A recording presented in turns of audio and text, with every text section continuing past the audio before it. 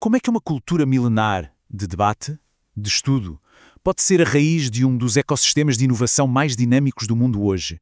É um quebra-cabeças fascinante que liga textos antigos a unicórnios tecnológicos. Vamos mergulhar nisto. Para começar, olhemos para este número. É surpreendente. Desde que foi criado, em 1901, mais de 20% de todos os vencedores do Prémio Nobel foram judeus. Estamos a falar de 180 de 850 laureados. E o mais incrível é que a esmagadora maioria, 157 deles, foi em áreas científicas. É uma representação impressionante. E o puzzle não acaba aqui. Israel, um país pequeno em tamanho e em população, tem o título de nação com a maior concentração de startups e de investimento de capital de risco per capita do mundo. Portanto, não são só conquistas académicas, é um verdadeiro milagre económico. A grande questão é, o que é que uma coisa tem a ver com a outra?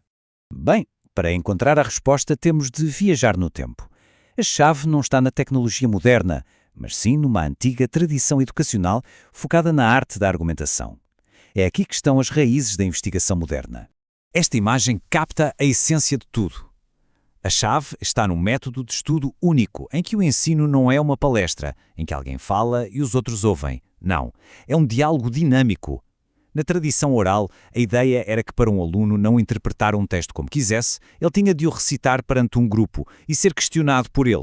E este método tem um nome: Avruta. A palavra vem do aramaico para amizade e é um método de estudo onde dois alunos trabalham juntos. Mas não é só ler. Eles analisam, comentam e, o mais importante, debatem o texto. Não é sobre memorizar de forma passiva. É um envolvimento ativo e, por vezes, até bem combativo. E é aqui que está o ponto crucial, o tipo de competências que este método desenvolve. Ao debater um texto constantemente, os alunos aprendem a analisar em profundidade, a organizar as ideias, a construir argumentos lógicos, a defender o seu raciocínio e a ouvir o parceiro. Eles questionam tudo, especialmente os pressupostos. E estas são as competências fundamentais para qualquer inovador ou empreendedor. Vamos agora avançar uns séculos e ver como esta tradição constrói uma ponte direta entre a sala de estudo antiga e a incubadora de tecnologia moderna. E esta comparação ilustra essa ponte de forma brilhante. À esquerda, a cena tradicional que já vimos. À direita, uma sala de aula moderna. Os princípios, a aprendizagem interativa, o questionamento, o debate, tudo isso foi passado de geração em geração, adaptando-se a novos contextos, mas mantendo sempre o seu núcleo. Esta tradição antiga manifesta-se hoje num traço cultural bem distinto, conhecido como chutzpah. É uma atitude de questionamento, uma informalidade, uma assertividade que encoraja as pessoas a desafiarem a autoridade e o pensamento convencional. É, no fundo, a mentalidade da avruta aplicada à vida moderna. E para perceber melhor o que é chutzpah, esta citação da nossa fonte descreve-o na perfeição. É um pouco de insolência e um pouco de atrevimento.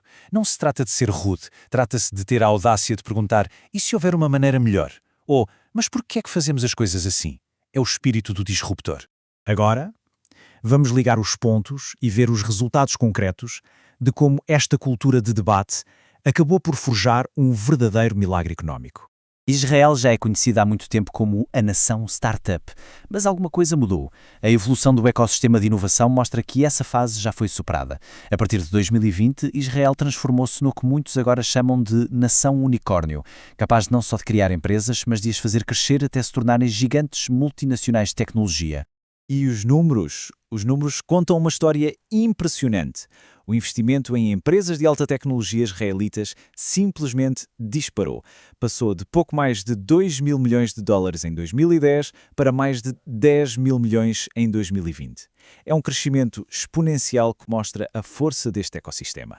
E só para se ter uma noção desta aceleração, apenas entre 2020 e agosto de 2021, um período de pouco mais de um ano e meio, nada menos que 27 empresas israelitas atingiram o estatuto de unicórnio, ou seja, uma avaliação de mais de 1.000 milhões de dólares. O ritmo de criação de valor é estonteante. Então, qual é o motor por trás disto tudo? É um ecossistema complexo. Estamos a falar de cerca de 6 mil startups ativas, liderança mundial em investimento de capital de risco per capita e uma colaboração muito forte entre o governo, a indústria e as universidades. E é este ambiente fértil que deu origem a empresas de sucesso global como a Wix ou a Checkpoint que, curiosamente, foram fundadas por ex-membros de unidades de inteligência do Exército. Ok, agora vamos juntar todas as peças e chegar à conclusão da nossa história sobre o poder de um bom argumento. O caminho torna-se muito claro quando o vemos em 3 passos.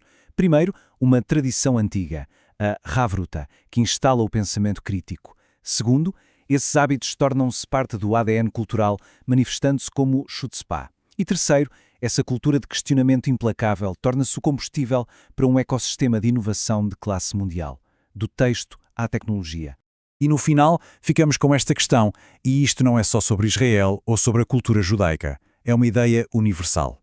O que acontece quando uma cultura, uma empresa ou até mesmo um indivíduo constrói o seu futuro não na aceitação silenciosa, mas no poder de um bom argumento.